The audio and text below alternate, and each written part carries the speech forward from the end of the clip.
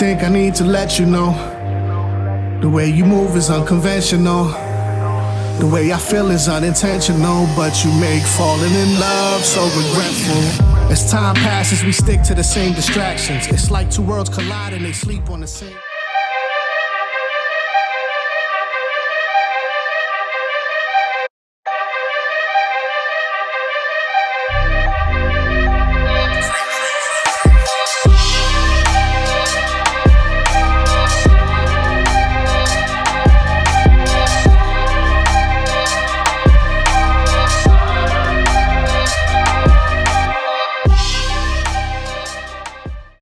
What up, it's your boy Bobby Crillz, and right now you're tuned into the HOTC Podcast, episode number 13.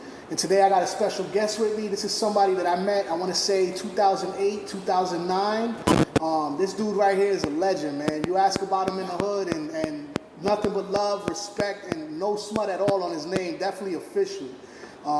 Somebody that, when he puts something together, I mean, the whole city turns up. The whole city turns out. We come outside, we play, we have a good time. And he's just known for rocking shit all over the hood, man. They support, man. They support. They support. You got a great following. Every party that I've been to has been official. He shows nothing but love. And if you guys don't know who I'm talking about today, I'm talking about my man DJ Shade. DJ Shade, welcome to the podcast, baby. What's up, my brother? How's everything? Appreciate you, man. It's been a long time coming. We were talking about doing this podcast for a little while. You know, scheduling conflicts. Yeah, you're a busy dude too, man. Yeah, so. Well, you know. I try. You got a life. I try to be busy. That's what pays the bills. Yeah. That's what you got to do. You got to pay the bills. Yeah, it doesn't matter. Any kind of gig, and plus I work a regular job. You know what I mean? So you grinding on two different aspects. You got the 9 to 5, and you got the nightlife. Yeah. You've been in the nightlife for a long time, brother. Let's see. How you still kicking, man? I know the love for music. That's a long time. You know what I mean? How long you been in the nightlife, if you have to guess? 20. About 20 years? 20 years. See, 20 that's years a long to time. my life, yeah. That's a lot of wear and tear, too, man. People don't understand that shit, but like being in the clubs, you know, Wednesday through fucking Sunday, at some point, you were probably there 7 days a week during that span, right? Back in Florida, bro, you know, because I didn't have a 9 to 5 in Florida. Yeah. It was just DJing. Yeah. You know, and we'll get to how I got to Florida. Yeah. We'll talk about that. You know what I mean?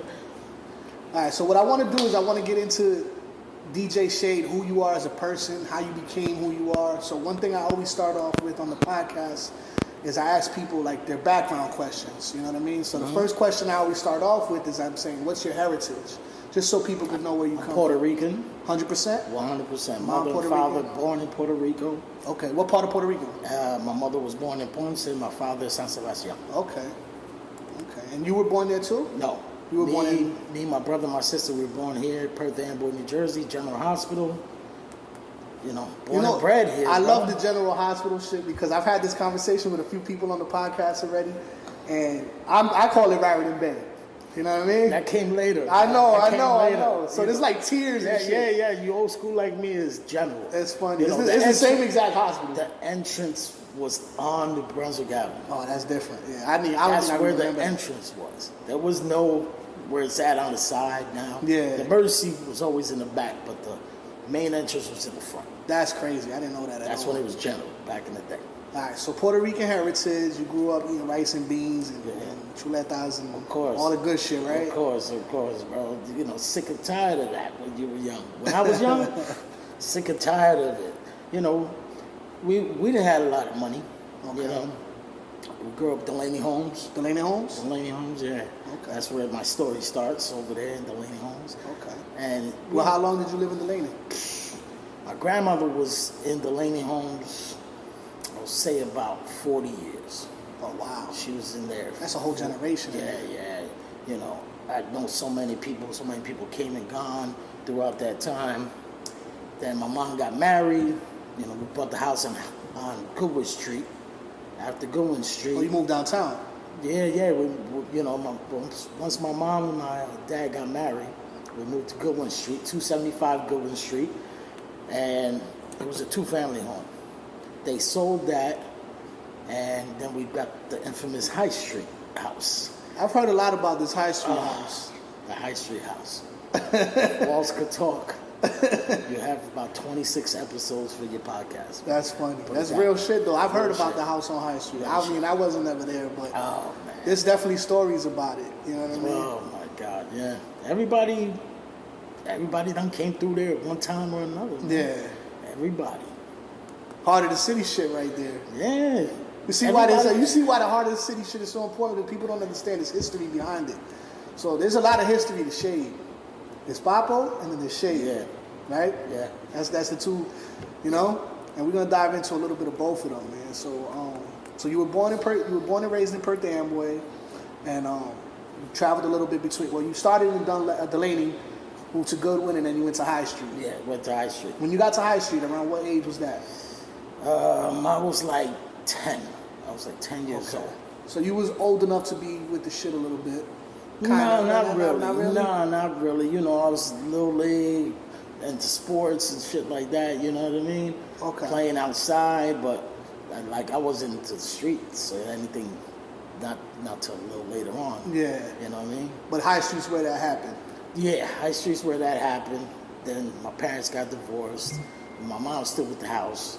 My dad went to Puerto Rico. He went back to Puerto Rico, and that's where he lived until he passed away a few years ago. Yeah. But that's where he stayed. He stayed in Puerto Rico. Okay. So he went back to Puerto Rico. Is how many you got brothers, sisters? I got one brother, one sister. Okay. I'm the middle. You're the middle bit? You're Yeah. the middle baby? All right. I'm the middle. All right, so you was on High Street. What I want to know about you is who you were in high school. I didn't go to high school. No high school at all? No, I dropped out in middle school. So what was the last school you attended? McGinnis School. So you went to McGinnis School and never went to high school? No. Not one day? No.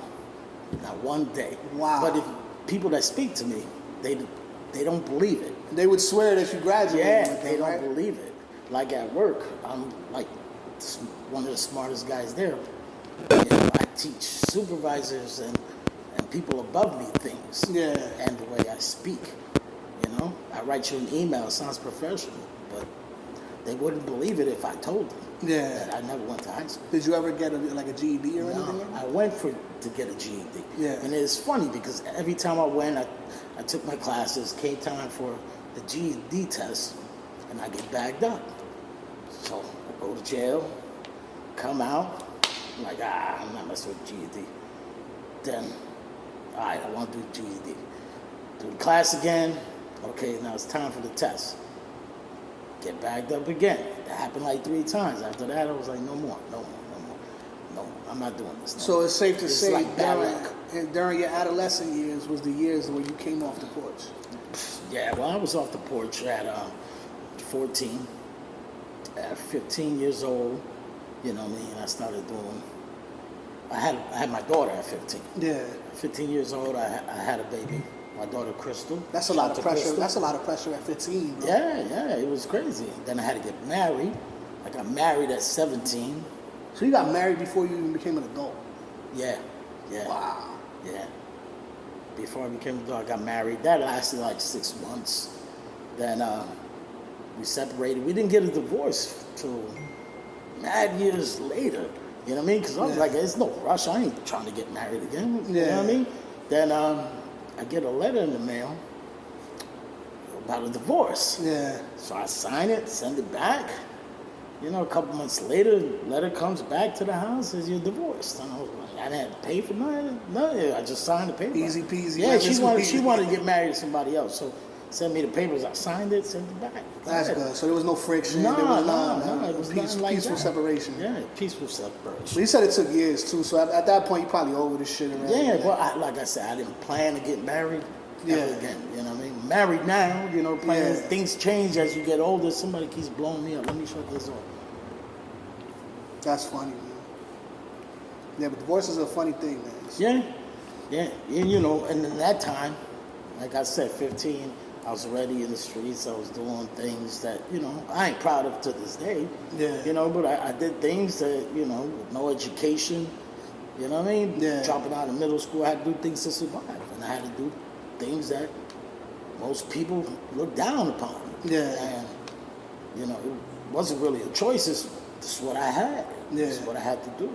So I was out there hustling. I started off down the waterfront. I was, hustling weed down the waterfront. Cars on Madison pulling up. You know what I mean? Like you see in the movies, you know what I mean? Cars just pulling up. Was it like that back then? Yeah, back then it was like that.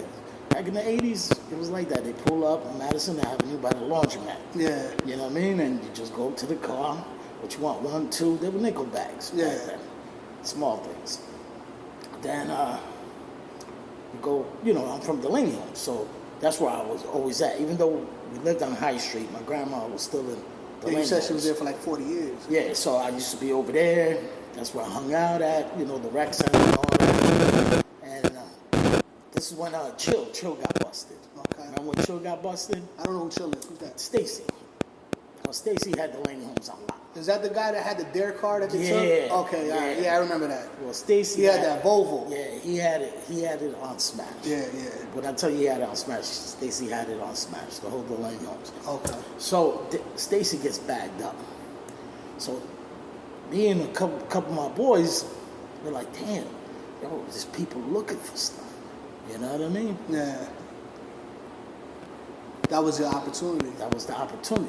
Thing is, we had nothing. We ain't had nothing. So we got some vials. We threw some soap in there. Oh, shit. We sold that, right? That was a startup? That was the startup. We sold that. The next day, we go. I Go to New York. You say you put soap in it? Yeah, we put soap in it, man. Soap and Crowdfunding. some of them was just baking soda. You know what I mean? If they wanted Crillz, it was soap. If they wanted some Coke, it was baking soda. That's it. We didn't do that for too long, though. No. So the next day, we made a lot of money that day. Yeah. We made a lot of money that day. People were coming back, complaining and this and that, you know what I mean? But so we go to New York the next day. We go get some stuff. We come back. Now we start to make it right with the people that we just beat. You know what I mean? Yeah. So like, here.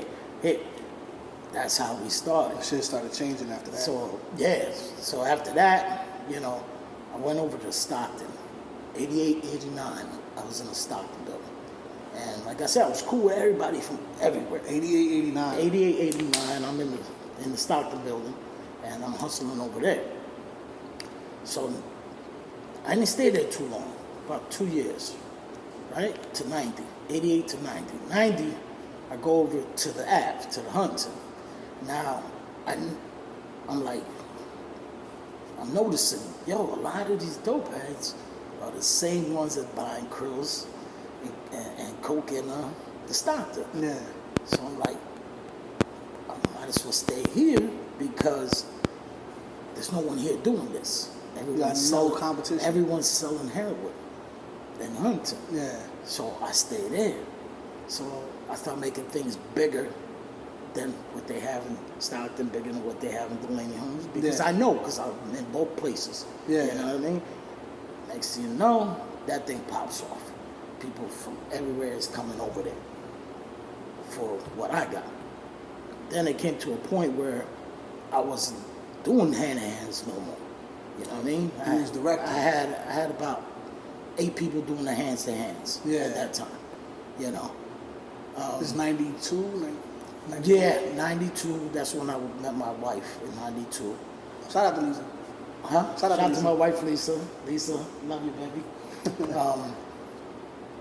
Back then, it was different than now.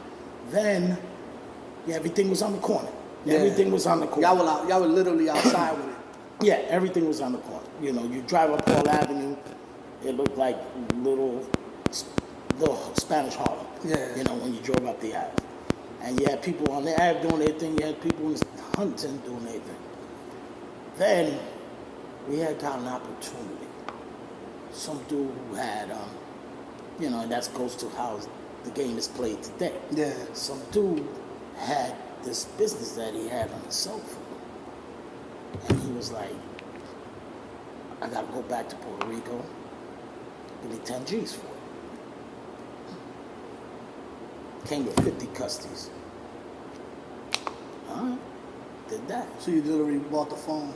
Got off the corner. I remember that. I remember when people were selling their phone numbers. And shit. That took us off the corner. We got off the corner because of that. That's a pivotal moment then. Yeah. because, you know, like I said, they were always running up on me anywhere I was at. One time I was in Dunlap.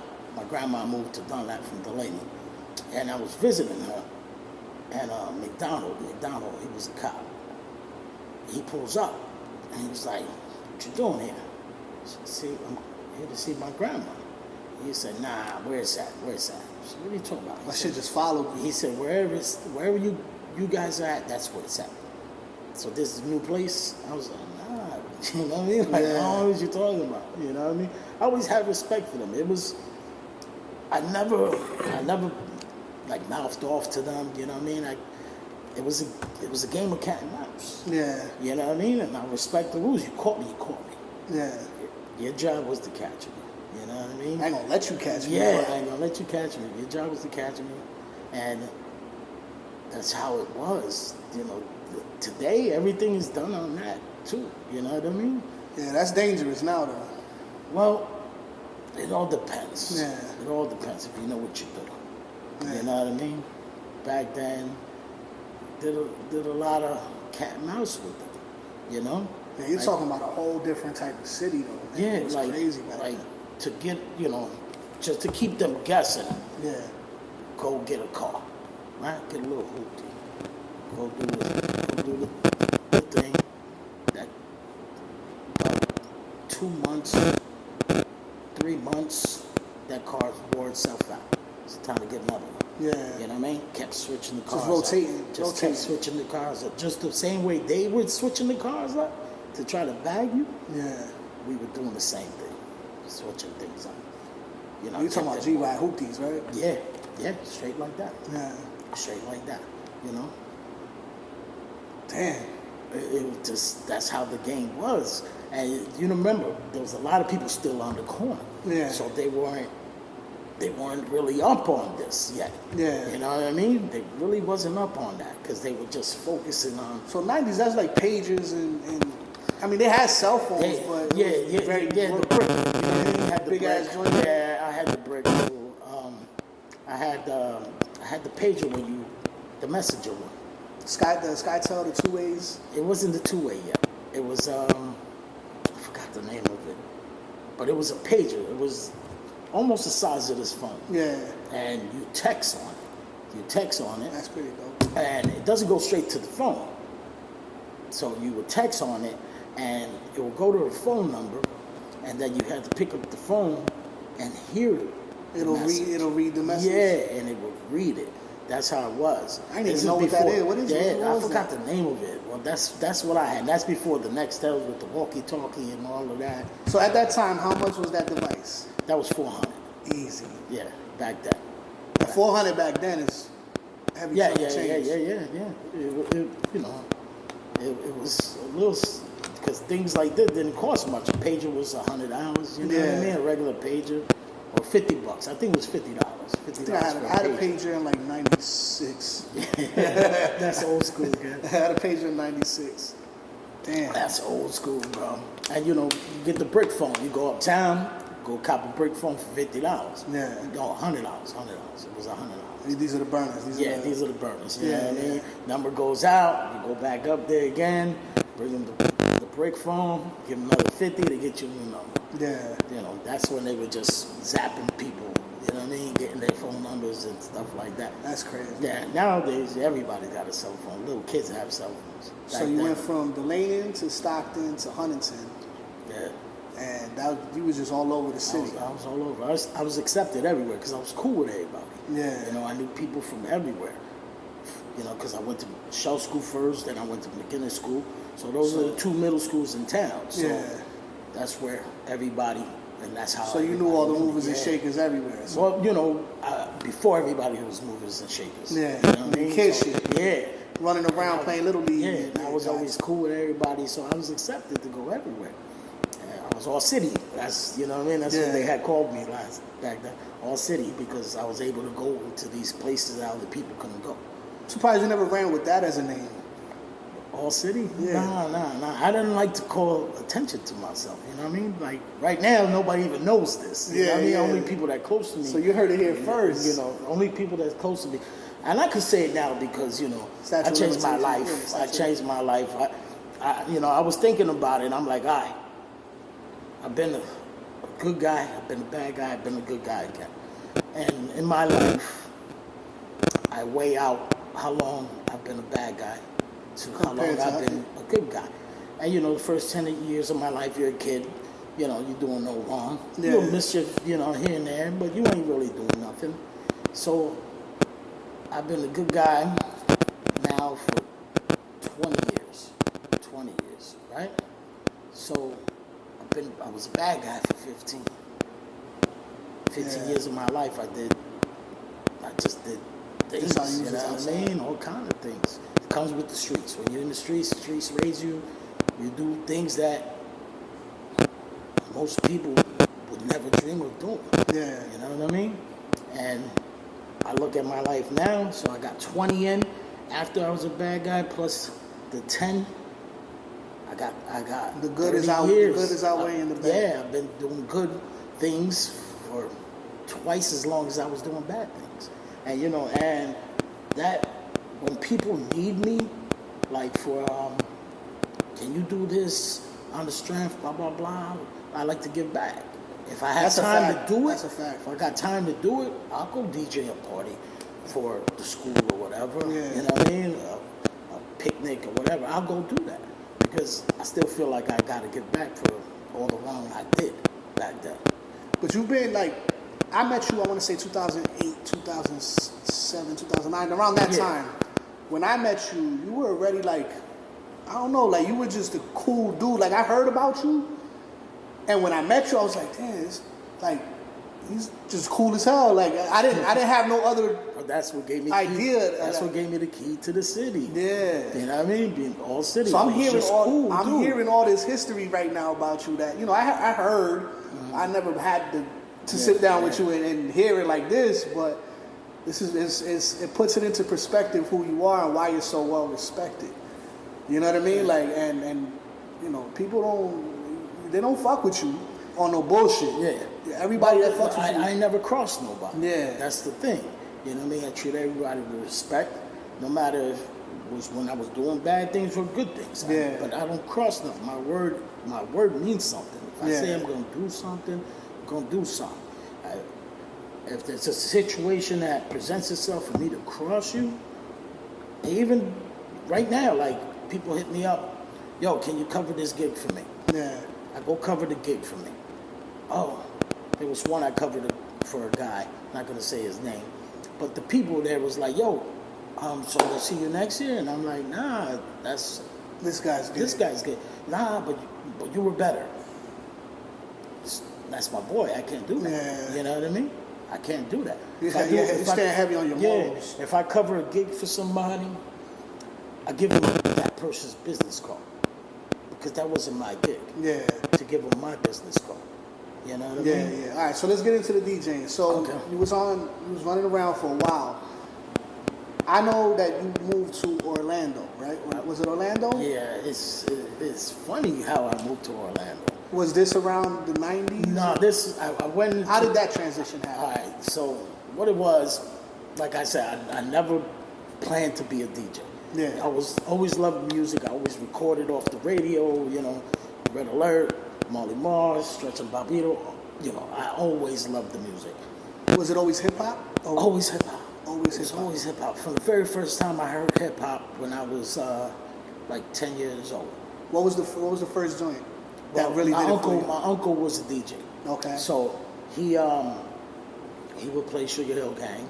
You know what I mean? I thought it was cool, but what was the one that hit you and you were just like, oh, this is it? He gave me the record. Actually, he gave it to me. The Sugar Hill Gang? No, he gave me The Message by Grandmaster Flash and Melly Mel. I first heard that song, and I heard the story, and you know, this is what I'm seeing in Delaney homes. Yeah. Well, the story that they're talking about on this record is what I'm seeing. Yeah. As a kid, I'm seeing all of this, and I'm like, I can relate to this.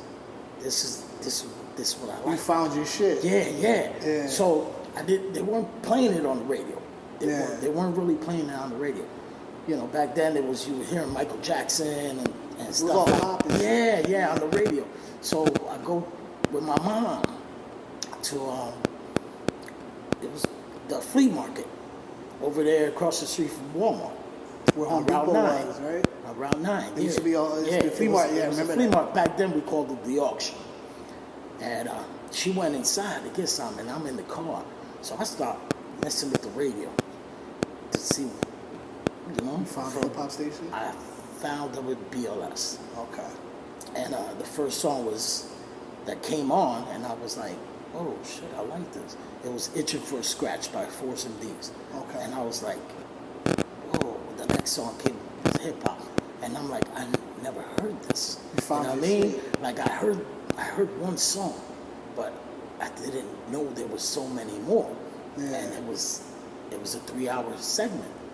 And from there, I just started getting tapes. My mom bought me a little boom box for my birthday, and I just started getting tapes, and I'm recording every Saturday. Hold on, I gotta put this story into perspective because nowadays we have digital streaming. Yeah. This is how he discovered music. Yeah. Bro. He discovered music by sitting in a car, scanning through the radio stations. He heard something he liked and just sat through it, and he realized he liked it. He was like, okay. So what I gotta do now is I gotta go back to the station during that allotted time, and record it on a cassette. Kids these days don't have no idea what we're talking about right now. No idea. No idea. They got everything at their fingertips. If you wanted to hear this song, you had to sit there. To discover music, this is what he had to do. Yeah, you had to sit there and listen to 3 hours to hear that song that you heard before. Yeah, just so you can record it. Yeah, now you go there. Yeah, and I remember making cassette tapes by putting the paper in the fucking the little corner. Re-record. Yeah. That's how you re-record it. Yeah. But after you did it so many times, you would hear both songs playing. Yeah. You know what I mean? So you only had about, I don't know, five, six I wouldn't times. say much. 5-6 times you could record it. But I remember recording on the radio and shit like that. But you were doing this shit in what year was that? Oh, like 83. 1983. I was small, you know. Yeah. I was a kid with the boombox, and then I had this white guy, older dude, in Dunlap. And he was like, yo, there's this other station, 98.7. Like Kiss? Yeah, Kiss FM. And that one had Red Alert. I discovered Marley Marl first on the radio. Then I discovered Red Alert. And I was like, oh, so I'm starting to record every Saturday now. When one go to a commercial, shoot go over back to the next station, see if it's something I like, hit record. You know what I mean? Let that rock until they go to record or until a song I don't like and then go back. You know what I mean? So I was going back and forth, recording them that way. Hold that thought. We're going to dive back into this. We got to take a break real quick for your bills. But we're going to get back into this and we're going to discover how you became a DJ and how everything fell into place. Yeah, you know. Stay tuned. We'll be right back. You didn't know, but you're going to know now.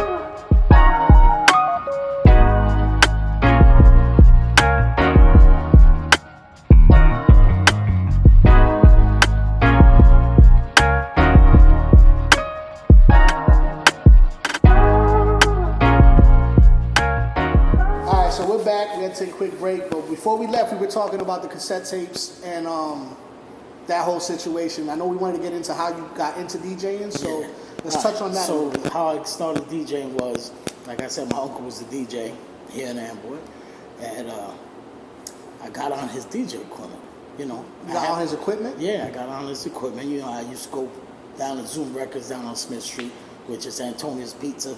Wow. So I didn't know that there was a record store there? Yeah, it was called Zoom Records. I used to go down there. So they sold vinyl there? They sold vinyl there. Get the fuck out of here. Yeah, that's where I bought Lottie Dottie. The Show was on the flip side of that. Yeah. That's where I bought all these records back in 1985. You know, any little money I used to get my hands on, I used to go buy some records. Yeah. So I was so small, I had to stand on a chair just to DJ, because you know this was a grown man. This was a grown man. I'm fucking 12 years old. Yeah. You know what I mean? So you started like DJing around 12 years old? Yeah. So I didn't know how to DJ. I'm just scratching every fucking song in. Every song. You're just scratching. I'm scratching it, dropping it on the one. I didn't know how to mix. I didn't know how to do any of that. So I met Lex. Lex showed me how to mix records. DJ Lex? Yeah, DJ Lex. Shout out to DJ Lex. Shout out to DJ Lex. That's my brother for life. So he showed me how to mix records. So I didn't have DJ equipment. So I'm in the streets now. Like I said, I'm doing things, and I would say 1985, about 15 years. I didn't DJ. I would just DJ Lex parties. I would go to one of his parties. I'd get on for a little bit. Yeah. Get on for a little bit, that's it. I didn't have plans to be a DJ. Yeah. So opportunity presented itself. Somebody did a lick. Somebody broke into a house and stole a bunch of DJ equipment and a bunch of other stuff. They had no interest in being a DJ. So they were like, yo, if you want it, come get it. Yeah. So I went, picked it up, started buying records. I had to buy records all throughout New York. I went to Manhattan, the Music Factory in Manhattan. I went to Beat Street in Brooklyn. I went Fat Beats, Barbito. That was his shop. Yeah. Went to Fat Beats. And I didn't really like too much. It was a lot of backpack music. Yeah. In Barbito's shop. You know what I mean? So I would go all over New York, even Newark. I would go to Newark. Anywhere there was a record shop, I would go and check out what they got. Yeah.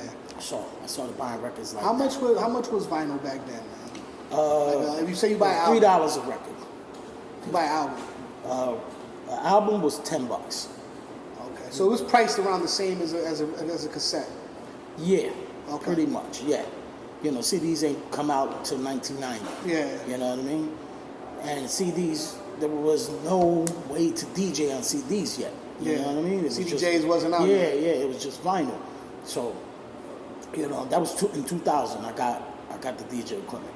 So I got to hustle, make some money to buy these records. Yeah. So I'm buying these records.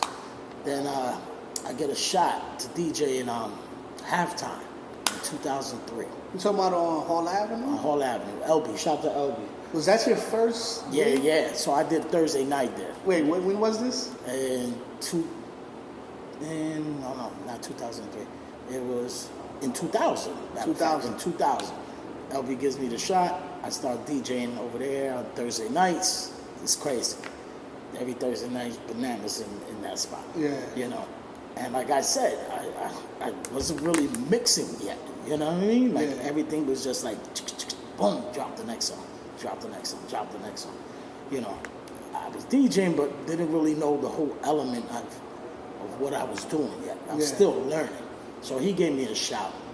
Then my boy, he shows me this flyer from New York.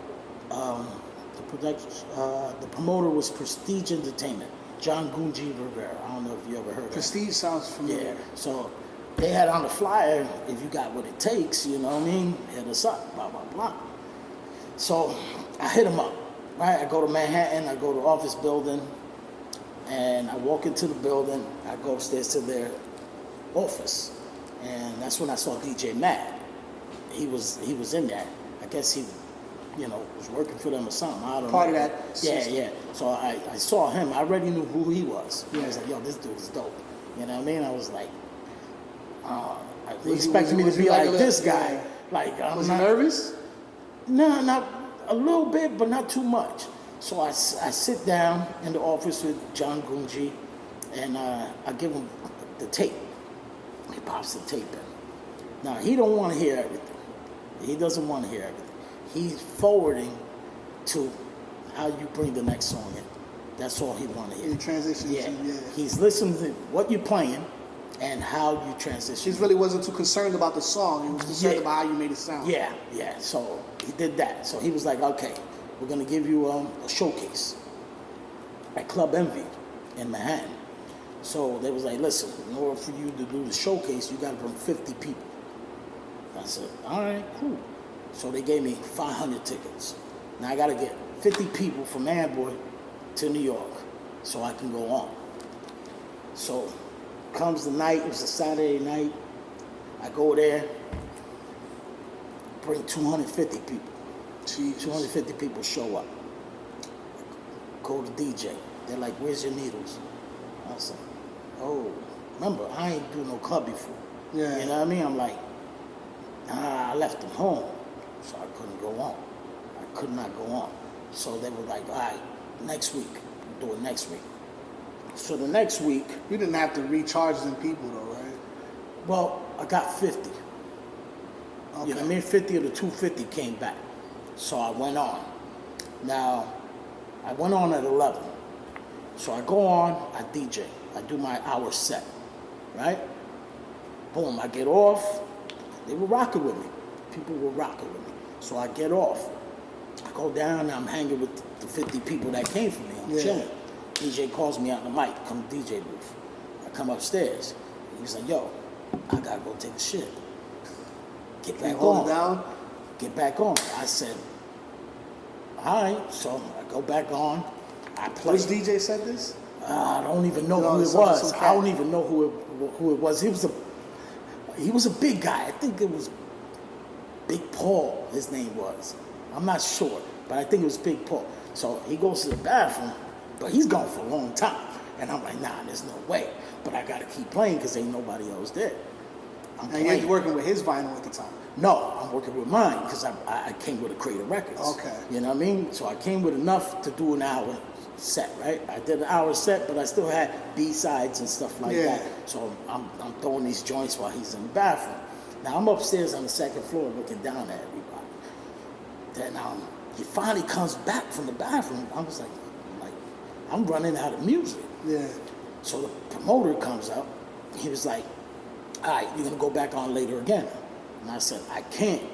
I only brought enough music for this. My showcase. He said, don't even worry about it. He said, because the people that come in later didn't hear any of this stuff. And I'm like, well, what about the people that were here early? He said, who cares? The drunk. Yeah. I was like, all right. So I go back downstairs. I think his name was Big Paul. He gets back on. He starts playing. They call me back up again. I go do it. Play the same records over. Yeah. You know what I mean? There's nothing else I can do. He's not going to give me his records. You know what I mean? So I just play the same joints. And you rocked it? Yeah, I rocked it. I did rock it. Then I kind of got messed up. What happened? Oh, man. So some of the people I was with got into some beef in the club. Got into beef in the club. Outside, there's about 60 people fighting. Jesus. Yes. I was no longer welcome back. Oh, they knew it was your people's, right? Yeah. Fighting with some people from New York in the streets. Police come in, everything, and that was it. That was like my showcase, my shot went well, and then it was just pulled out from underneath me because... Damn, so that's a memorable moment. People. So that was the first like club gig thing you did? Yeah, that was the first one in New York. You know what blows my mind is that they used to have showcases like that for DJs, right? Mm-hmm. That's some local rap shit right there. Well, that's what I went through. Well, what it was is they use it to get the people in the club early. Yeah. All right? So I tell you, I'll give you a shot. Yeah. I used to have to sell 20 tickets. I'm going to let you open it up. Yeah. You know what I mean? But you got to have... No, they gave them free tickets. Tickets were free. You didn't have to pay for them. You know what I mean? They just want the people in there early, especially in New York. People will come out to midnight. Yeah. You know what I mean? So they're open at 10 o'clock. They want need people that bar in there. popping, Yeah, they want to make that money. So give the guy the showcase. Excuse me. You don't got to pay him. You know what I mean? You don't have to pay him. You give him the showcase. He bring the people. Bar makes some money. Smart. It's very smart. It's very, very smart. Yeah, it is actually. Very, very smart. I might have to run with that model in 2023. I don't see people doing that no more. Nah, I don't see it. You know what I mean? Maybe people after seeing this, they're gonna. That's a good model. You're gonna see some DJ showcases pop up. You know. I want to get into the producer stuff. Like I know you don't produce, but like that's the realm I want to touch. Because I rap obviously, but I want to be in touch with all the producers in the area, and I want to put something like that together, like a beat battle. Like when I first met you, when I first saw you the very first time. But we'll go back to that. Yeah. All right, let's fast forward now. Okay, yeah. 2003. This happens in 2003. Now I'm on probation. I violate for like the 4th time. Now my PO is like, we recommend that you go do jail time. Yeah. So you did a bit. No, I ain't do a bit. I go on the run to Florida. Oh, I take he off. told you that? You were like, fuck that, I'm out of here. She told me that. And I took off to Florida. Yeah. I took my records, my DJ equipment, and I bounced to Florida. Now I'm in Florida. I can't hustle. I got no way to make bread. You know what I mean? I'm on the run. I can't go get a legit job. I got to start DJing. Something. Like I start DJing out here. So I'm staying with my man at first. So I start taking cassettes to places. You know what I mean? Yeah. Taking cassettes to places. I'm listening to the radio. It was a small station called 88.7. And I'm listening to them. And the song is just one song, stop. Next song comes on, pause. So I call up the station. No mixing? No mixing. I call up the station. And I was like, yo, listen, I'm a DJ, boom, from New Jersey, this and that. I'm out here, blah, blah, blah. I meet up with the guy. I give him a tape. I give him the tape. He's like, word, you could be the DJ. I said, all right. So I started doing it. I started doing the radio show for a while. Then we had a falling out because he was telling me what to play. Like, he wanted me to play a lot. He was from Chicago. He wanted me to play more Chicago artists. And I told him I can't get hands on those kind of records. These guys they're not out there like everybody, all these other artists are. It's easy to get their records. Yeah. I'm like, how am I going to get these Chicago rappers? You know what I mean? And I said, so he's like, I'll give you some. So he gave me some, and I wasn't feeling them at all. And that's the thing. If I don't feel the music, bro, I ain't playing it. Yeah. I ain't playing it. To this day, there's some songs that be popping. I hate this song. I won't play it. Yeah. Because to me, it's garbage. Yeah. You know? So I was like, nah, we're going to have to cut ties. So we cut ties. Everything was cool. They went back to doing the show, for a little while. Then the station got bought and became a Christian station. Then I started DJing little bars over there. But when I say little bars, they're bigger than anything we have here. Yeah. You know what I mean? Like Florida, everything's big. Yeah. Everything's big. So I started DJing little places, started meeting people. Then I go do this one spot that just opened up. They were from New York. They opened this place called Tight Rack. And it used to be a furniture store. And they converted it and made it a bar. This place was huge. They had 27 big, like, championship pool tables. And I started DJing in the back. Shit popped off so fast that they built a stage, bought sound equipment, bought lights, and this thing turned into a club. Yeah. So the whole day it'd be a pool hall making money, and at 9 o'clock, Party time. Party time. I used to walk in to go DJ, and the whole bar was filled with women because they were drink free 9 to 11. You know what I mean? Yeah. And the guys ain't had to buy no girls' drinks till after 11. Yeah. So it'd be full of women before the jukebox is just playing. Yeah. You know what I mean? Jukebox, before we even start, the place was already like pretty much packed. So then we start, and it was crazy. We had like 300 motorcycles parked out in the front. Jesus. About 1,200 people inside. So let me ask you a question, because you've been in the nightlife in 2 different regions of the country. Mm-hmm. So Orlando nightlife and then tri-state nightlife. Well, What's the biggest difference? What's the biggest difference is over there, they don't go out looking for problems.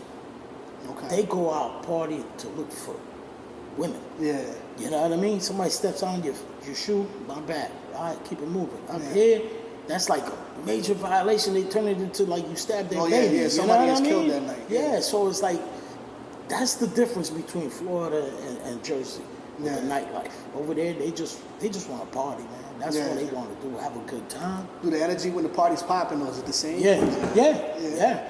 But it be records that you don't even know, and that's how I got up on a lot of South records. Yeah. You know what I mean? That's how down Trick Daddy and all that. Yeah, Lil Jon and guys like that, they ring off heavy down there. Yeah, ring. When I tell you, you drop a joint, one of them South dudes in the South, bananas. You know, they mess with the New York artists, but you gotta be like mainstream. So around that time was when the South was starting to emerge too. Yeah. So that's when the South started taking over. But the joints you would hear wasn't these guys that you saw on the videos. Yeah. You know what I mean? Like, it would be like some underground T.I. and stuff like that. It was other guys like Briz. You know what I mean? Like songs that you would never hear here. You would never hear these records. They just rang off over there. They rang off.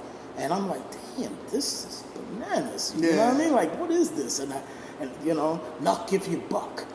Oh, that shit goes crazy everywhere. Yeah, but by the time you guys heard it, it was old. Yeah, it was like a year old. It was old. Yeah. That thing was old. But when that thing came on down there, my man, bananas.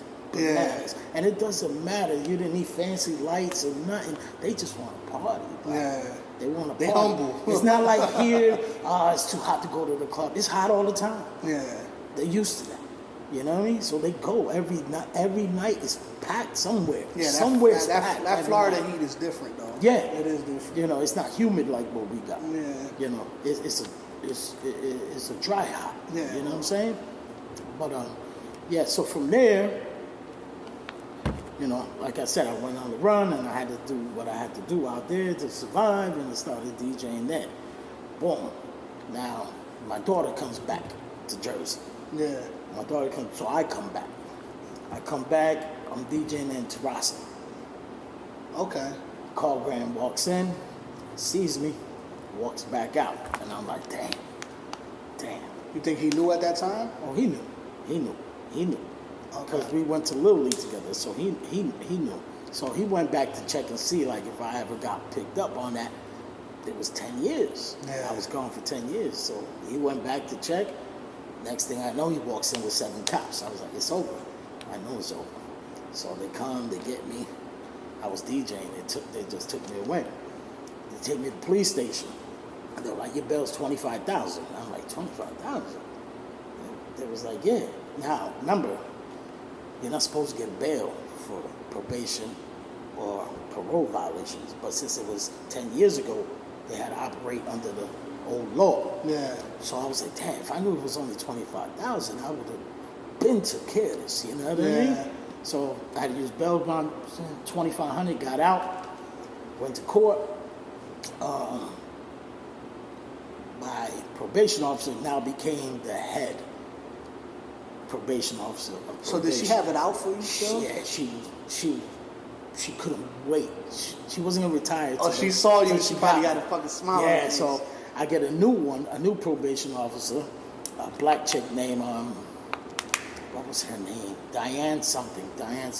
So her and her boss didn't really get along.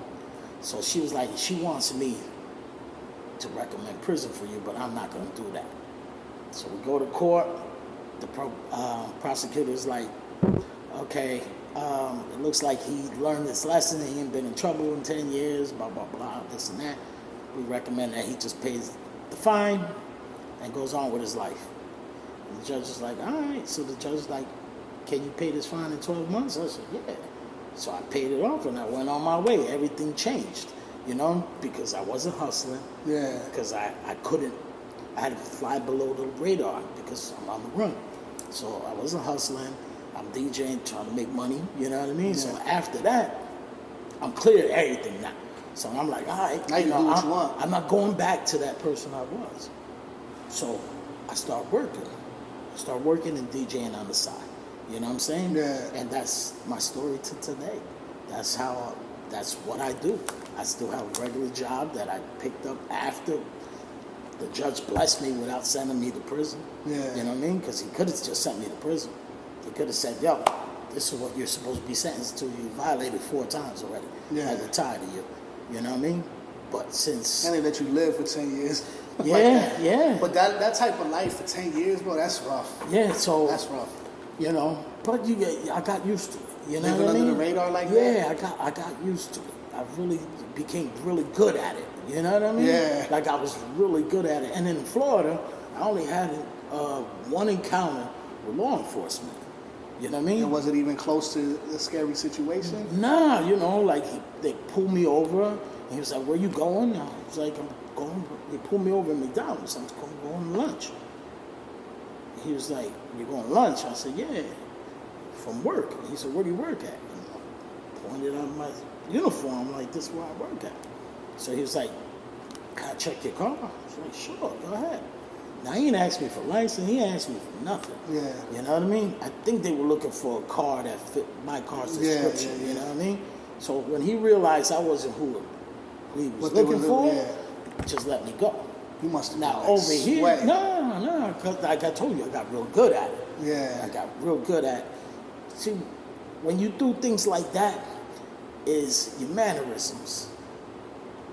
You do certain things. They're trained for this. You know what I mean? They can pick up on the shit. Yeah, you do something that they look at you and then they'll dig deeper. You know what I mean? Yeah. If you just cool and act like this is nothing, Yeah. then they're not gonna dig deep. They was just like, all right, go ahead. You know what I mean? Yeah. So, and they they didn't know me. after They all. didn't know me. You know what I mean? Yeah. Now, when they know you, like say if it was They here, see you they again, would they- be like, yo, Yeah. we gonna dig deep on this guy. You know? That guy saw you again. He was like, "Nah, he's just working." Yeah, exactly. So that's how that was.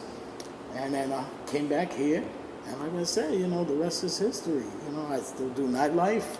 You know, I've been doing this for 20 years now. 20 years, you know what I mean? 20 years I've been in the game, and, you know, I treat everybody good that comes out to support me. I appreciate everybody that comes out to support me, you know. And if they want to have a gig, and that plays a real big part with me, you know what I mean? They need a party done, right? But they don't have the budget. Yeah. But then I look at them like, you know what? This person's been coming for years. Yeah. What can you give me? What can you give me? They've been supporting you, so you kind of like. Yeah, so what can you give me? What can you... Yeah. I don't care for this. Say no more. Yeah. We go do the gig. I go do the gig for them. Yeah. Because those people, without their support, I don't make no money. Yeah. So I treat everybody. And at the gig, I'll walk around and how you doing? That's facts. How do you everything good? You know what I mean? They take care of you. Every time I walk into a shade party, bro, I get the illest shout out on the mic. I love it. I love it. He always shows me mad love. Yeah. And that shit does something to people. A lot of people don't realize that. But when you walk into a club, there's a lot of people out there, and you hear your name loud. Yeah. Shit, like some people. I mean, It's at this point, recognition. At this point, I'm a little more used to it than a normal person. Yeah. But because it does a lot. only the real get recognized. Yeah. You understand? It's a big And deal. I think you gave me an ill one at the Concrete Garden. I did? You did. And you said some crazy shit. Remember. Yeah, you said some crazy shit. I don't. And I just say like, what. No, but I loved it. When I say something. It was a room full of like-minded people, and it was just like you said some shit, and it was a stamp, and I was like, "It's my nigga, man." You know what I mean? That's what I'm talking That's about. I love it. I love That's it. what I'm talking about. And shit like that is important though, but like, because people see it, you know. And you know they say perception is reality. So when you live in this nightlife life and you're outside like that, you know, perception is reality. Yeah. You know what I mean? So people that didn't know you, if anybody that didn't know you, they wants to wonder, who are you? Exactly. He shouted him. I know him. Yeah. He shouted him out. You showed me crazy love that day. So who's that guy? You know what I mean? Yeah. That's how this thing works. And like I said, when I was in Florida, that's when I first saw you on the Welcome to My Hood Amboy remix. Yeah. Now I knew everybody that was rapping. I watched the whole thing. Came to the end. I saw you, and I'm like, who's that dude? I don't know that guy. Yeah. So I'm listening to you, and I'm like, all right, his lyrics is on point. Well, this guy got mad confidence. Like, I don't know who this guy is, but he's got mad confidence. His flow, his delivery is like, and I'm like, he's the last guy. I'm like, why nobody told me about this guy? And to be the last guy on a posse track, and you know, you got to be into music from back in the day to understand this. To anchor it. You're the anchor. Yeah. You're the anchor. So for a guy that I never saw or heard about be the anchor with these MCs that I know, I was like, yo, this guy's got to be tight. He's got to be tight. That was my first time with the, like I always say that was my first time with the big boys. Yeah. You know what I mean? Because I'm a little bit younger than them cats. So I was the only cat from my age group that they even acknowledged. You know what I mean? Yeah. So like that shit was always a thing for me. Like I got respect from some of the illest MCs this town has ever seen. But you was nice. But like still nice. I appreciate it. You know what I mean? I work hard at my craft. So. Yeah. And you can tell. Yeah. When you hear you can tell that you put thought into everything absolutely. you say. Every word is important. Yes. You know what I mean? Yes. And it's not so much the rhyme at the end. It's what you're saying. If you're not listening, those words are going to go by you. Yeah, and you're not going to know what he's talking about. Absolutely. And I try to make it easy listening. So like when I do say something, you don't have to listen to it like 5-6 times. Yeah. You're going to catch it in that moment. And now, and that's the difference with today. Yeah. That guys don't want to be last on the record. Yeah. Because you're only playing a portion of the record in the beginning. Yeah. So if a guy's featured on a song, he wants to be in that first or second verse. Because they're going to turn it off after. Yeah, he don't want to. You know what I mean? Hey, you're a DJ. Have you noticed that the actual length of music has transitioned from being an average of like 3 minutes and 30 seconds to now it's down to like 2 minutes and 15 seconds per song? Because people's attention span it has gone down. Yeah. It's like and this is what baffles. Hold on. We're gonna get into that. This is deep though. Okay. We're gonna get into that. We gotta pay the bills real quick. We're gonna take a quick break. We'll get right back to it.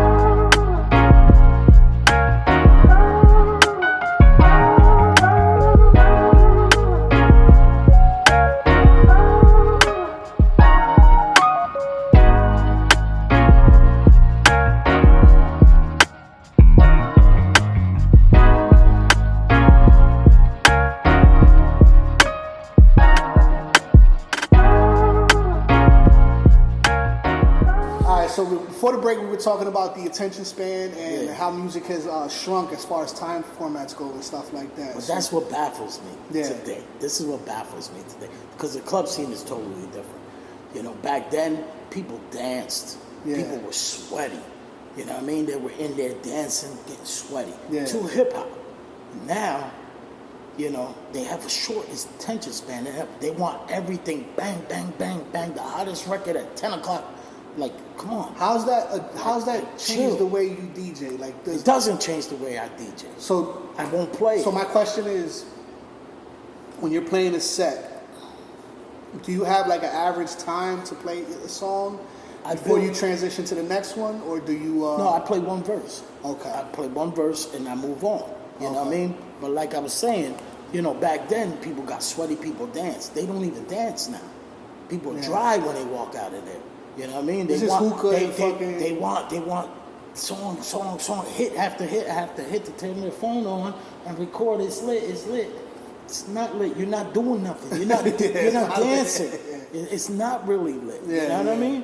That's the difference from back then to today. That's what I see. You know, and you're not gonna force me to play a hot record. Oh, I'm leaving. Then leave. Yeah. That ain't coming on yet. Yeah. That's not coming on till later. It'll come on later. I'm building this thing up. This is a ride. I'm taking you on a ride. You know what? We got to say something. I got to say something because I learned this because I hang out with a lot of DJs. Shout out to Flyboy and my brother here. That's my brother. Shade. I've been around DJs, Infy. Like, you know, a lot of civilians and people that coming into the clubs don't realize that a lot of DJs have to hold the hot records for the end of the night. Yeah. I know there's a code between DJs that if you're the opener, you're not supposed to really play the shit that's popping right now. The shit that's really like you're not supposed to. It's like bad, ethics, I guess you could say, in the DJ world. So that's something that a lot of people that just go to clubs don't really understand. But that's because they're not in that world. A lot of new DJs, they think this is going to be my way in. Yeah, this is going to be my way in. I play all these bangers. Going to have the crowd going crazy. Guess what? You're not going to have the crowd going crazy. They just got there. Yeah. They need time to drink. Yeah. They need time to socialize. Yeah. You know what I mean? So all that's gonna do for you is get you knocked out of there. Yeah. Because if they wanted you to be the closer, you be the closer. Yeah. They got this man paying all this money to close the night. Yeah. A lot of money. So he's the one they want doing that. They don't want you doing that. Yeah. They don't want you doing that. They want you to warm it up. Get it hot. Yeah, they want you to warm it up. You know what I mean? And that's part of the grind. Did it take you a while to get your first closing gig? Because that showcase sounded like that shit was it. No, yeah, like I said, that thing was in for a second and out the next second. The way you said it, that shit got swept right from under me. That shit sucks. Like in Florida, we had sets with DJs where everybody played what they were good at. Yeah. You know what I mean? So you had a DJ for reggaeton. Like, it used to be my boy Technique in Tight Rack. He would open up. Then Tone would come on with some reggaeton. Yeah. And I would come back on and play the third set. Yeah. Then Technique would come on and play the closing set. Now, Technique, he was known out there. You know what I mean? Everybody knew him. They didn't know me like that. You know what I mean? So he was the closer. Over here, you have to learn everything. You know what I mean? Yeah. And that's what forced me to play Spanish music. You know what I mean? So you got real good at like open format, right? Yeah, because you have to learn it in today's market. Yeah. Because they don't want to pay 3 guys. Yeah. You know what I mean? They want you to do everything. Yeah, they want you to do everything. They want you to do everything. And that's why I do a lot of parties myself, because I want to ask you about one party in particular that you do, and that's in Arlington, right? The Arlington, North Arlington? Yeah, you do North Arlington. Yeah. What kind of vibe is that? Because I haven't gone to one of those parties. Oh, that's a sports bar. It's mostly hip hop. You know what I mean? It's mostly hip hop. They just be, like I said, it's different. Music. It's different. Today is different. It's not. They're not dancing. They're just vibing. Yeah. Sitting at tables. You know what I mean? Eating, watching sports. Nobody's really dancing. The vibe, you know. But it's a gig. I go over there and I do it. Yeah. You know. But it's not like when I throw a party and people start dancing. You know what I mean? Because I throw a party for what these people are gonna dance to. Yeah, your parties in town are crazy. You know, I get my love in town. Your parties in town. I get every time, man. You have one at least once a month. That's like a real shade party. Yeah, I do Eden's Legacy once a month. Yeah. In Amboy. I mean, you stay booked. You have other bookings and shit. Every once a month, it's always on a Friday. You know, I bring a guest DJ. You know. Yeah. That I'm not the star. Yeah. Of it. Even though everybody's coming from you. I am. You know that, right? Yeah. You could bring the biggest DJ in the world. But this is the thing, is that I bring someone to give the people that support me a different look. You know what I mean? Yeah. Not always hearing me. Plus, it gives me time to go out there and chop it up with people. You know what I mean? Yeah. And that's if it's not for those people, you ain't gonna do nothing, man. So that's why I'm always good to the people that come out and support me, bro. Yeah. It's priceless, honestly. The love is priceless. And I love doing parties for them where they don't got to worry about some bullshit going down. Yeah. You know? Like, yo, everybody knows each other. We're having a good time, blah, blah, blah. And the guest DJ, he handles a lot of the work. Because I can't be there doing that and then over here socializing, you know what I mean? Yeah, and showing people that, yo, I appreciate that you came, you know what I mean? Yeah. Like I look at it like we're friends. You know what I mean? How many friends have you made since you've been back? A lot of friends. And it's probably people that you would have never spoke to in your life. So I get introduced to somebody and I try to remember their name for the next time that I see them. You know what I mean? And then when I see them, I treat them like if I knew them all my life. Yeah. You know what I mean? Like they were like, "Hey, Shade," I'm like, "Hey, Erica," or whoever the hell it is. You know what I mean? It doesn't matter who it is. No, you're good at it. You're good at socializing, making people feel welcome. You know what I mean? So if you ever look at social media feeds after a Shade party, it's always like, shout out to DJ Shade. Last night was incredible. Shout out to this. It was beautiful. We tried, man. That's what's needed, man. And then you continue to do that. So I do it once a month over there. I don't want to oversaturate it. Yeah. You know what I mean? Yeah, I know what you mean. I don't want to oversaturate it, be there. I remember we were doing weekly stuff. Yeah, you know, I'm tired of doing weekly things, you know what I mean? I enjoy some weekends off. Be able to go do something, fucking hiking or something. Yeah, go to a restaurant with my wife up in North Jersey or whatever, you know. Yeah. You know, lately, you know, every weekend, and she's been very supportive. She's, you know, understanding. Yeah. Because I'm like, listen, you know. You're a high in demand person. So we're gonna hit. I'm like, we're gonna hit a dead zone. I said, that's, you know, because this DJ thing, it comes and it goes. You know what I mean? Like, yeah. It's a lot of work, and then you'll have your dry spells. You know, usually when it's time for school. You know what I mean? Yeah. People don't got money really to go out and party. They gotta buy their kids stuff. You know what I mean? Yeah. And I understand that. And that's why I told my wife, that's when the break comes. You know what I mean? Yeah. That's when the break comes, and then we'll be able to do things that we normally can't do. You know? But I'm gonna get it while it's there. Yeah. I don't really turn down gigs like that. You know what I mean? Yeah. Because I look at it like tomorrow's not promised. You know? And any extra money is always great. Always great. You know what I mean? Yeah. It's always great. And you know, that's why Edith's Legacy, I do my own thing there. I throw my own party. I don't work for anybody, and I make more money. Yeah. You know, and that makes up for a lot. Yeah, I'll make my own flyer. You know what I mean? Because I do the little graph thing too. I make my own flyer. I throw my own fucking party, and I don't have to worry about somebody lowballing me. Yeah. Over there, you know. Certain places you do certain things for certain prices, but you're only gonna get so much out of me. Yeah. You know what I mean? If I'm throwing a party myself, I'm gonna go hard. Because nobody gonna go harder for me than me. I'm not gonna promote. I'm gonna give you 3 different flyers for that party. Yeah. You know what I mean? So you're not seeing that same. I'm promoting 3 weeks. Yeah. Every week's a different flyer. Same party, but the flyer looks different. You're not gonna be. That's the same. No, I never noticed that. That's no, you now, never noticed that? Now I'm gonna see that. Take a look. Next now time I'm you go gonna on see social that. media, take a look. I'll give you. So you do graphics yourself too? Yeah, I do it myself. That's dope. So you know. That kind of leads me into my next question, because you a hip hop head, and it shows. But a lot of people, I don't know if a lot of people don't know. Maybe people do know, but I know that I found out recently that you were a graffiti head too. Oh, that was back in the day. That's where Shade came from. Yeah, that was my graffiti name. Okay, so break that down. How did Shade? How did that? I don't know. I just needed a graffiti name, and there was this dude that his name was Shadow. Yeah. Right.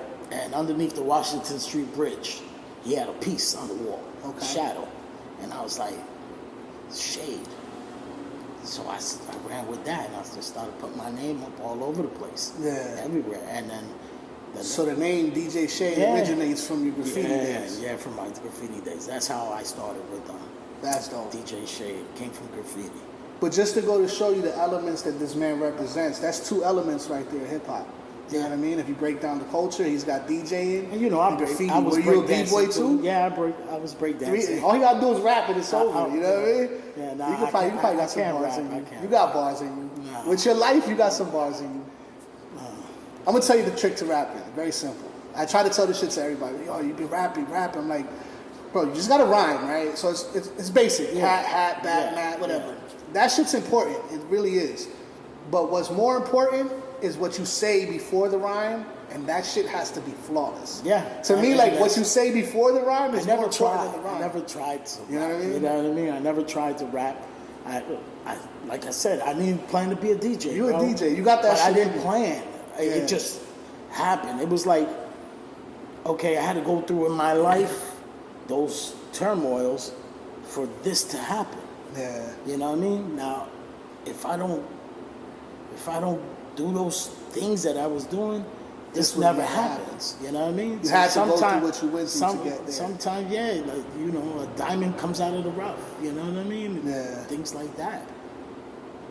And at this point, you could say you've had a fulfilled life, right? Yeah, you know, like I'm older now, and I'm at the tail end of my DJ career because I can't do this forever. Nobody can, you know what I mean? And every party is work. To me, it feels like work. Yeah. Because it's like even the guys in Hollywood, like people behind the camera, you could be interviewing somebody else, but they're still doing the same thing. Yeah. Every time. You know what I mean? Yeah. And that's what it feels like to me. And, you know, sometimes I get amped up. A lot of times I'm just like, it's just another party. The same old shit. Yeah, it's just another party. We were having a conversation off camera, and we were talking about parties and how, like, you've been doing this 20 years already. Yeah. And it's like, it really doesn't change. It doesn't. It doesn't change. Doesn't The party's change. a party, right? But it has changed in the fact of people dancing. The Yeah. only time they dance if it's Latin music. Yeah. You know what I mean? And that's why I like to be open format. I like to be able to play English and Spanish. Yeah. Because I know once I get to the Spanish part, even if they're not dancing the hip hop, They're going to dance to Spanish. Yeah, they're going to dance to Spanish. And once you get them up dancing to It Spanish, opens them up to everything else. yeah, it opens them up to everything else. Yeah. You know. That's dope. Now in Amboy, there's certain records I can't play. Yeah. Because I find that if I soup these people up too much, problems happen. Another city. What's one of those records? Just trap music. Yeah. Just trap music. It sets something off in people. You know what I mean? So I really don't play, like, if you come to Eden's Legacy, Yeah. I really don't play it. I throw a couple in there, but then I'm out. Yeah. Because I don't need something breaking down. You're protecting your shit, too. And that's the thing, because that time I was DJing, before it was Eden's Legacy, it was 829. That's when Richie got killed, you know what I mean? Yeah. Rest in peace, Richie. I was there. You know, that night. I was DJing that night. I was there that night. And after that happened, I got blackballed. Nobody wanted to touch me. Even though I had That had nothing to do with you. Yeah, but nobody wanted to touch me. So I had to go to Sangria and play nothing but Spanish music for 2 years. Spanish music and freestyle. That's Yeah. all I could do. Because nobody wanted to touch me because of You were what attached happened. to that. So it was like, oh, he brings the bad people. Nah, that, you know, just anywhere you go to the supermarket, there's good people, bad people there. Yeah. You know what I mean? That's just what it is. You don't blame ShopRite for the problem. Yeah. You know what I mean? So why you blaming me? But, you know, I take it, the good with the bad. You know what I mean? That's what Yeah. it was. So now I had to go do Latin music. It was a blessing because then I got really good at it. Yeah. You know what I mean? Stuff that I was working So on. now that you're doing the open format, now you're nice in both. Yeah, so now I could touch both sides. Yeah. You know, what kind of party? I'm having a Latin party. Okay, I got you. English party, I got you. Yeah. You know what I mean? A pop party, I got you. You know, I could do. How you like them pop parties, man? They're okay, man. You know what I mean? Like, I like pop music too. I love Z100. You know what I mean? Me personally, I don't even listen to rap. I really don't listen to trap right now. I don't listen to You know rap. what I mean? Like, I got boys that be like, "Yo, Crillz, you heard this?" I'm like, "Nope." Nope. I listen to a lot of podcasts, and if I'm gonna listen to music, it's either like oldies, like 70s, 80s, and fucking like pop music, like Katy Perry and shit like that. Like, shit is just good music. Yo, good music is good It's music, good- bro. it's good No music, matter you know what I mean? what genre it is, you know. But, like yesterday, you know, someone came up to me. I was doing a block party in Yeah. North Arlington, and was like, "Yo, can you play a Metallica record for me?" Fuck yeah. I said, "All right." I go in there. That shit finally rang off. I look through the things. I'm like, okay, I'm at 130 BPMs right now. Enter the Sandman. Drop that thing. Took in. off. Yeah, they go crazy over it. You know what I mean? You playing Journey and shit? Then I play Journey. You know, I play a lot. See, that's my type of I shit. mixed it up. The block was white and Spanish, Okay. so I was going back and forth. Play some Bon You know what I Jovi mean? and shit. Yeah, dembo, reggaeton, Yeah, you know, yeah. go back and do some pop stuff again, you know what I mean? Yeah. Some Justin Bieber for the little kids that were running around, you know. And That's dope. That's versatility. yeah, That's but like I said, where blessings come from mistakes, well, not mistakes, where your situations. Yeah. Okay, now say Richie doesn't get killed that night. I don't go to Sangria. I don't go play Spanish music. I'm still a hip hop DJ. You It's know the what I butterfly mean? effect. Yeah, so I'm limited to Yeah. where I can go. Just hip hop. That's what I loved. You know what I mean? Hip hop and reggae. That's what I was playing.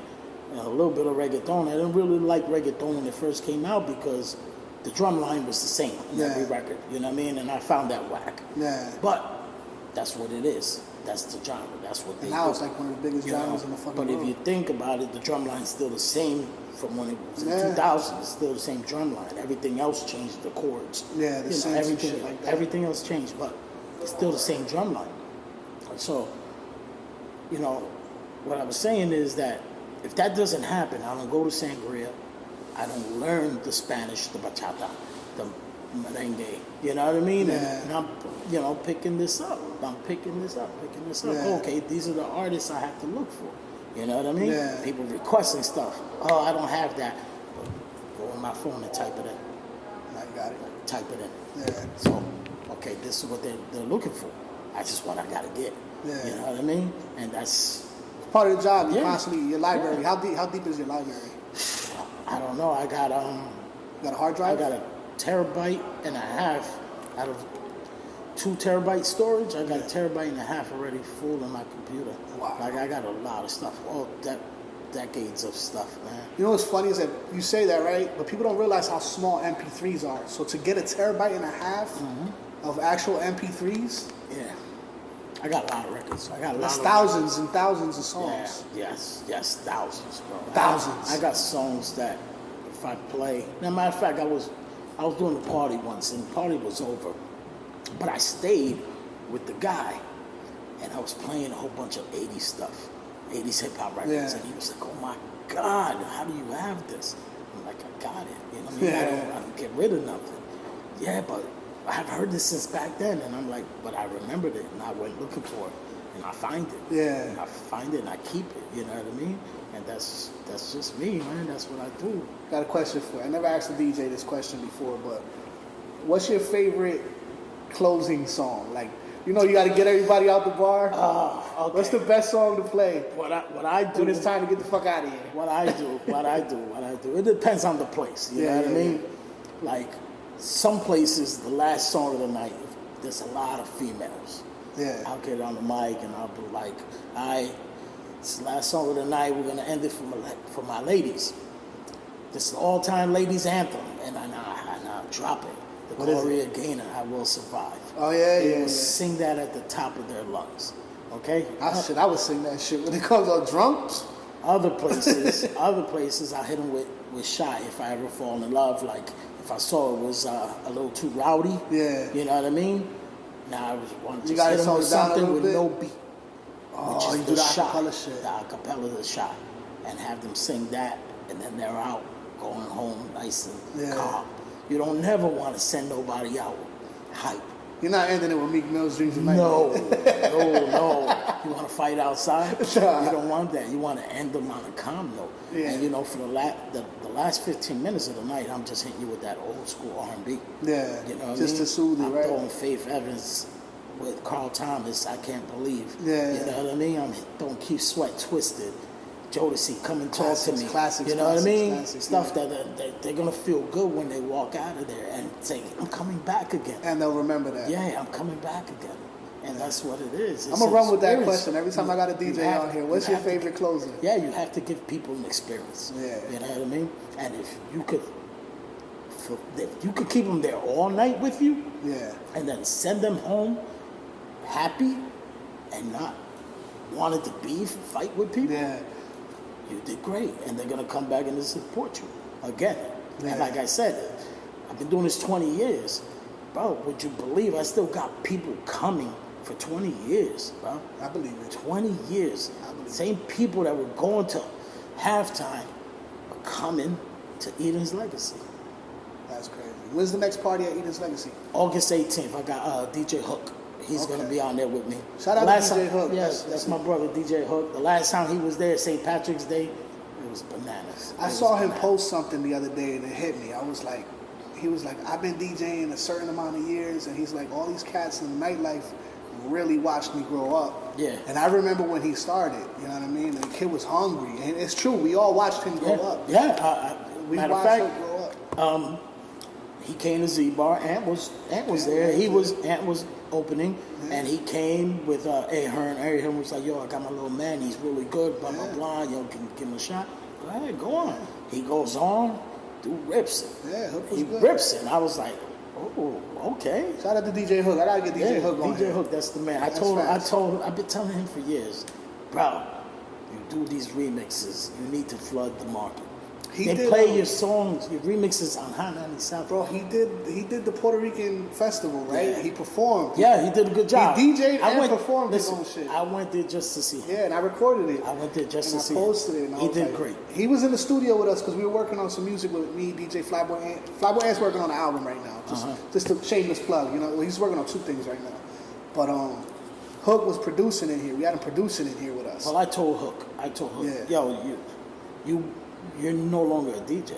Yeah. He said, huh? What do you mean? Like I said, you're an entertainer now. Yeah. You just moved up a notch. I said, you're actually an entertainer. Yeah, absolutely. You know what I mean? And he did a great job. Yeah, he did a great job. He did a really good job. So shout out to Hook though, man. That's my brother, DJ Hook, August 18th, Eden's Legacy, Per Van Boy. I'll be there for that one for sure. I'm there for that one. That's what I'm talking about. As long as I don't have no kids that weekend or whatever, I'll be fine. And after Flyboy, after he did the Puerto Rican one, you know what I mean? Yeah, you gave him a big shout out for that. You know what I mean? After he did that, and I'm throwing him in the rotation. Yeah. He's gonna come into the rotation with Precise, Hook, a couple other guys that I got. He's gonna come into the rotation too. I love to show DJs from in town love. Yeah. You know what I mean? So if you're a DJ, you're from Boy, you know what I mean? You want to come rock out with me? Hit me up, man. Let me know. I'll throw anybody on, as long as you're not trash. That's fact. Shade always shows love. I think Shade helped me with a few performances and shit back in the day too. I feel like you did stuff for me in the back. Yeah, you do things for me too. You know what I mean? I do a birthday party. I do a birthday party. Crillz, I need you to host it. I'm there. I'm there. So, but on that note, man, I think we covered a lot. I think it's a great fucking episode. I want to thank you for coming on the damn podcast, brother. Thank you, my brother. I've been waiting to do this episode for a long time, man. Yeah, life gets in the way, but people know me. They don't know my story, but now you know some of it. If you don't know, now you know. Yeah, if you don't know, now you're gonna know. Nah, but this is HOTC Podcast. You want to let them know where they can find you? Instagram tags and all that? Instagram at DJ Shade 2828. Facebook DJ Shade with DEEJAY Shade. Twitter at DJ Shade. Those are my 3. And I just got on TikTok. TikTok. I'm like mad. I'm there late, with that. I'm like mad late with that. I'm on Threads now too. Threads is a new thing. That's Instagram's version of Twitter. Oh yeah. It's a new thing. I gotta check that out. Clean your name before somebody takes it. Yeah. It's very simple, but do that. Other than that, man, this is HOTC Podcast. Make sure you guys like, share, subscribe. Subscribe for sure, man. Hit that notification bell. After this episode comes out, share it to your page. Just like you guys share my flyer and stuff like that. Do the same. Show the same love. This is what I appreciate all of you guys. To the next step, brother. I'll see you August 18th. All right, my brother. Feel ready.